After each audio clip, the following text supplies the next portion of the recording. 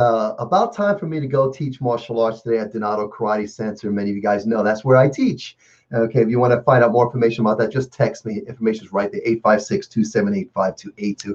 Anyway, I wanted to share with you before I went to DKC, this idea of getting serious and assume 100% responsibility for your life, which is what I did. And I wanted to encourage all of you on that idea. And I know many years ago, I became obsessed with martial arts. Okay, when I was 9 years old, I started when I was 9 years old. My first experience with martial arts, and over the decades, I've become more and more obsessed with it, which is probably why I've been teaching it full time for the last 20 years. And this year, it will be 50 years since I first started martial arts. I'm going to be 59 years old, and I can't believe I've lasted this long in this world, because when I first started out, I really thought I wasn't going to live that long, because I grew up in the streets of New York and through the gangs in South Bronx. That's where I grew up.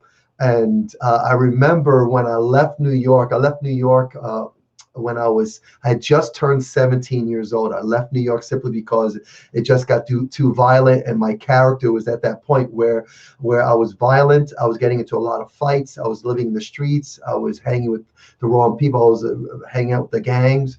And I remember the way I looked back then. I had this afro. I was very unkempt. I had the gang jacket on, and my hygiene was not good. I lived in the streets, and I'm thinking back now, I must have been one smelly guy, because I don't remember taking showers too often because I lived in the streets. And so I had very bad habits and had the wrong people around me. I hung out with the wrong people, and the way I supported myself was being, a criminal.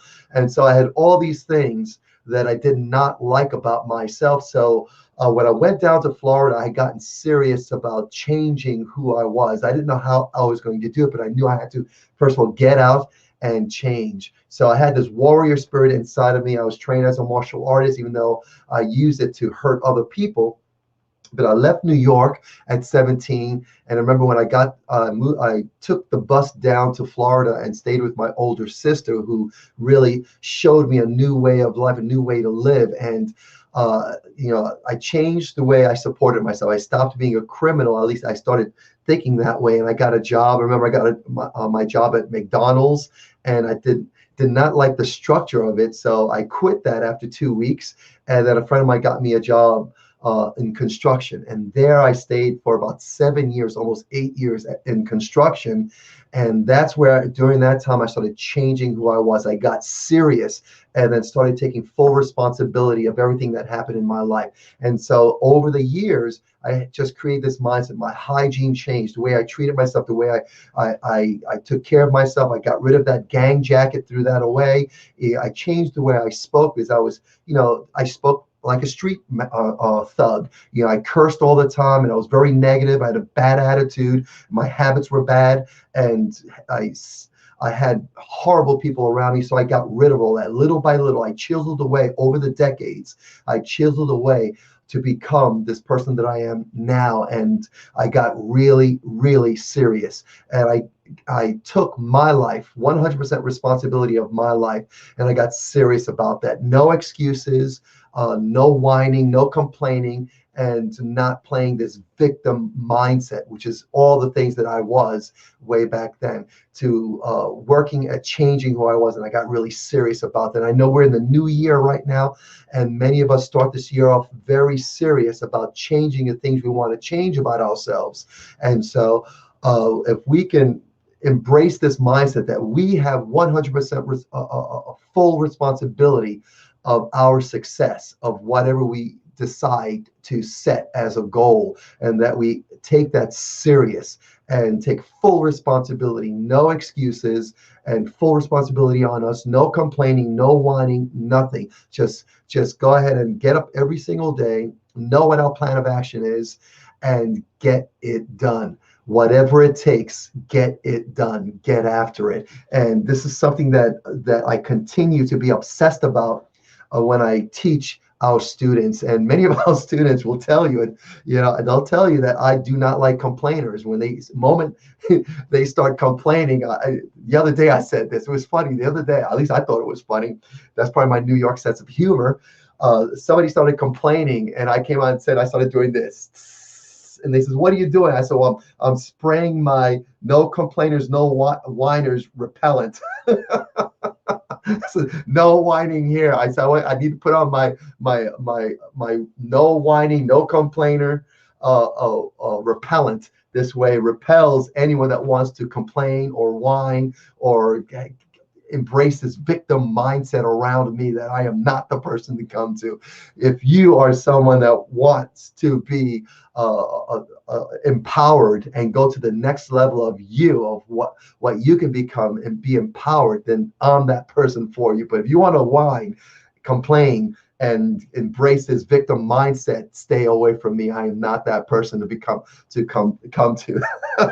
So they all know that, and they'll come to me complaining. Of course, I complain as well, but not like I used to. And I have my moments of complaint, but more often than not, I am empowered to do whatever it takes to get what I need to get done. And I'm serious about that.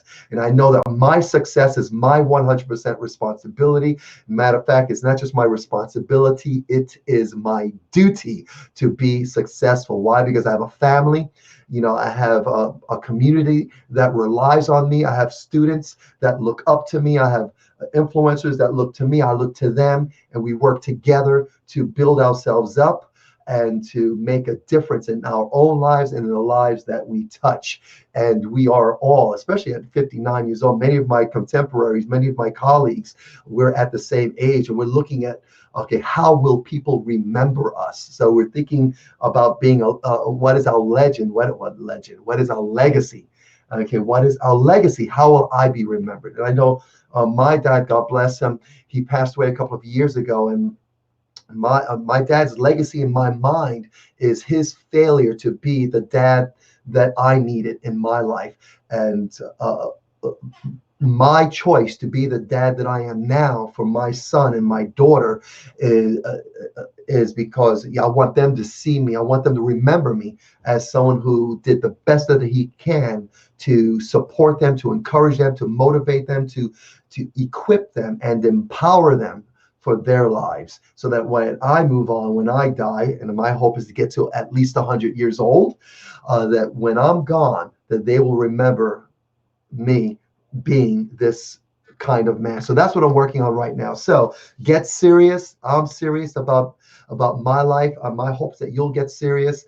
If you're a student, get on the mats, train hard, and train with the seriousness. And we're going to have fun. We're going to have a great time, but we're going to be serious about empowering ourselves so that we can confront the challenges of our life that we know will come. And life comes at us fast and furious and ferociously, and we want to be equipped and prepared for those moments of life. So we're going to take that serious and take 100% responsibility for equipping ourselves and preparing ourselves for the reality of life. But we're going to have fun along the way. Okay, guys. Anyway, I wanted to share that with you.